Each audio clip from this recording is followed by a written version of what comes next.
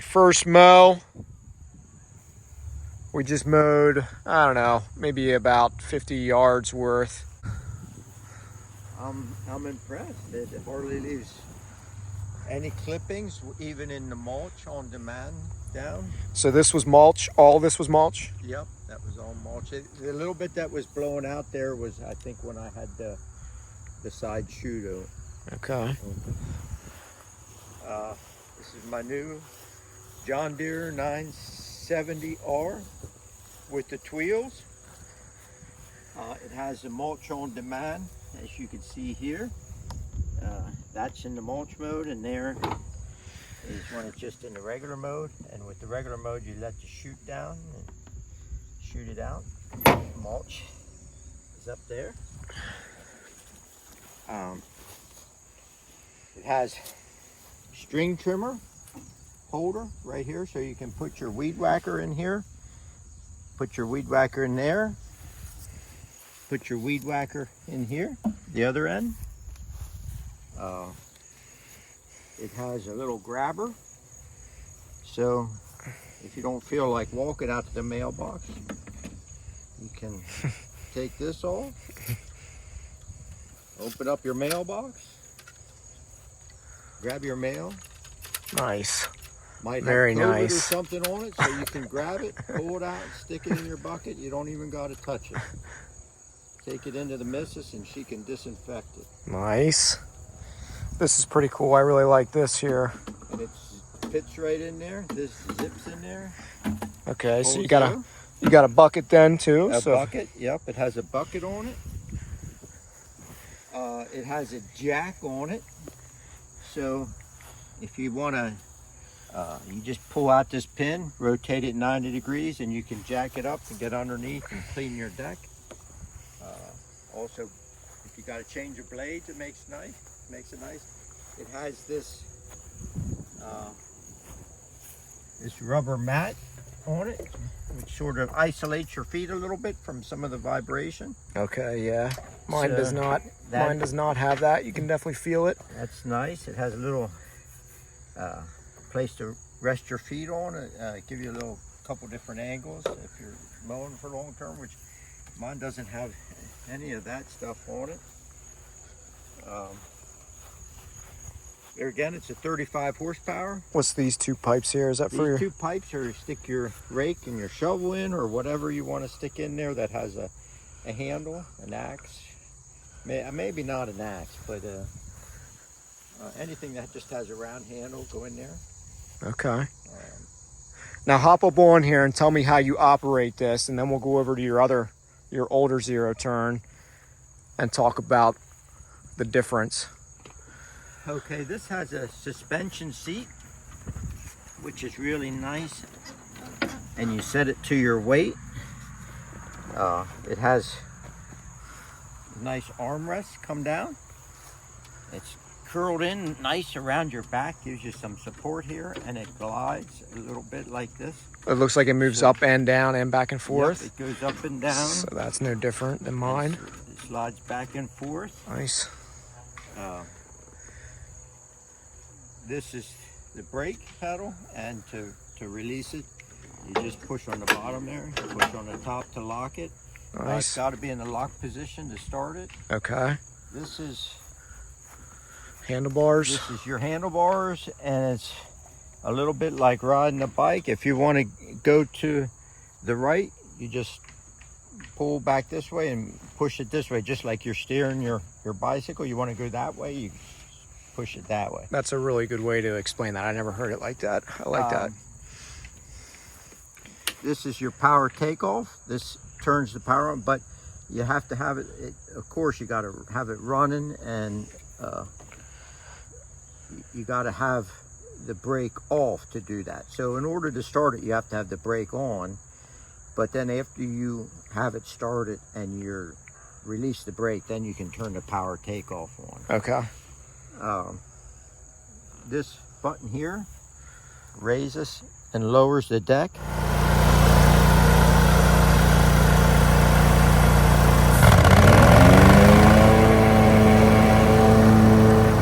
Okay, we saw that earlier in the video. And this once you have your power take up on, there's another yellow button here, so that if you need to shut it off and you don't want to take your hands, this button right here, that yellow button. Yeah.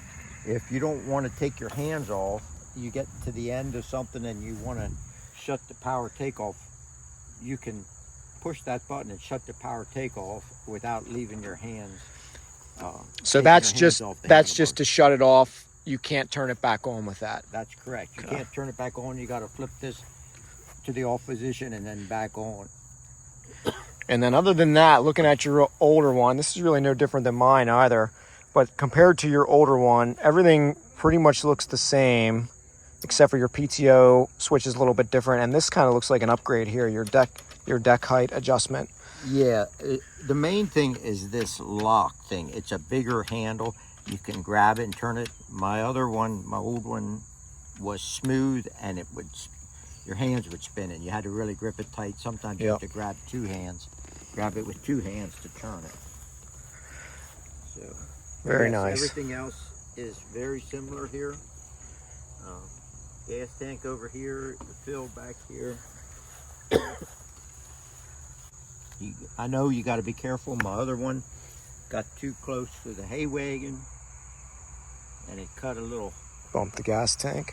hole in the gas tank, so I want to be real careful with this one. Now let's talk about the other thing I want to mention is the deck on this sticks out past the tires. Yep. Past the edge of the wheels by a couple inches. That one is a 48-inch deck and it's about 48 inches across the wheels. So when you're going up an edge, you're following right along that edge with your wheel. And so if you have a nice edged mulch bed or whatever, yes, when you're running your deck right up against your nice edge mulch bed, the wheel goes right in that same edge and sort of flattens it out. So this will be easier for a 60-inch, since it sticks out a little bit, should be easier for trimming for you. And the 72-inch would have been nice. You get done quicker, but as you can see, I got obstacles to get around, and it would have just been a little. I don't think I could have got around those trees. Yep. With a 72-inch deck. Just so everybody here knows, how much do you mow, and you know what type of property are you mowing? It's just a single property, about 2 acres. You can see the edge line here where the field starts. Yep. And then outside in front of the house as well. Yep. So pretty flat, but some obstacles. And occasionally I've mowed my neighbors across the street and up the road. We have good neighbors. We help each other out. So why the switch? Why did you decide to go with a commercial mower? And what made you pick the 970R over some other things? Well, I like the commercial mower because it's nice and heavy and sturdy. The engine runs real good. I used to mow a lot. I grew up on this farm and I used to mow a lot of grass, and it was thick and mowers would bog down. Okay. So this one here has a 25 horsepower motor on a 48-inch deck. Hardly ever bogged down, even in high grass. So that was really good. So this one has a 35 with only a 60-inch deck. So I would expect that wouldn't bog down very easily. This one, how many hours are on it? What year is it? What model? This is a 2008. I think it has, let me see here. 820A, Z820A. Yeah, roughly 777 hours. I think I got it with 30 hours on, and it's other than changing a few batteries, it's done real well. And here's what he was talking about earlier. This is the deck height adjustment. This has gotten pretty stiff over the years. I've mowed with this a couple times, the past years, and this gets kind of hard to adjust. Yeah. And then really everything back here looks the same. The PTO is a knob on this one, whereas on yours it's a button. Mulch on demand looks identical, brakes identical. The only thing that's different is you don't have the power PTO up here to turn off your PTO, and you don't have the hydraulic lift, so you have to manually lift your deck. Yep, you gotta lift your deck with your foot, which is no issue, but I am getting older. Now, somebody looking for a used zero turn might be able to find something like this on Facebook Marketplace or Craigslist. Have you had any issues, major issues with this, or do you remember, you know, all the non-service work you've had done to this, or? Basically, I change oil about every 50 hours or so, 40, 50 hours. Change air filter. There's two air filters. The inside one hardly, it looks almost brand new. I've only changed that once or twice since I've had it, maybe 3 times, I don't know. But the outside one I change. Put new spark plugs in, change oil, and the fuel filter. Okay. The fuel filter for, I don't know what they are, $4. Real easy to change, no issue. So nothing's broke on this other than when you ran into the hay wagon. Yeah, I punctured the gas tank. I punctured it a little bit, and I kept putting on some, I don't know, it was like some plastic weld that you build up. And then I ended up putting some tape over it just to protect it. So it hasn't leaked, but still mows well. Still mows well. No, mows very well, and no suspension seat, obviously. No suspension seat. That's correct. And what was the initial comparison? Like, if you could, you know, describe riding this and mowing with this as opposed to this, what would the big takeaways be? The smoothness of the ride. That one with the wheels, it flattens out. I think the wheels absorb some of the unevenness in the ground. And then the suspension seat. And the suspension seat wraps, I just noticed that sitting in it. It wraps around your back really nice. It feels nice. Okay. This one, it's done well. It has the armrests on it too. So if you had a flat property, an older one that runs well probably wouldn't be that big of an issue. It's just going to be a lot bumpier than the new ones with the suspension seat. That's correct. Yes. Gotcha. Yep. And how old is this one again? This is a 2008. So what is that? About 15 years? Yep. So we're going to do a little test run with this. Yep. We'll give you a little show and tell with this.